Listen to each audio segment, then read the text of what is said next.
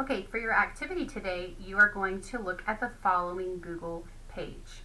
So it says read each clue and drag the correct 3D solid and name to the space beside the clue. So here are all the different names and here are all the different 3D shapes. The clues are over here on the left hand side. So you're going to read it.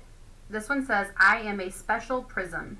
I have 6 square faces, 12 edges, 8 vertices, and 0 curved surfaces. What 3D shape am I? So you're going to decide what the shape is.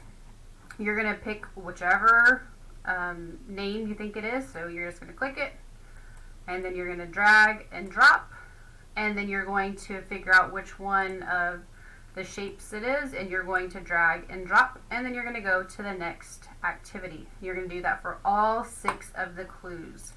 I just picked random ones, so make sure you're actually reading, not picking the ones that I picked. If you have any questions, please ask your teacher. After you have completely finished all 6 of them with the name and the solid, make sure that you turn it in through Google Classroom.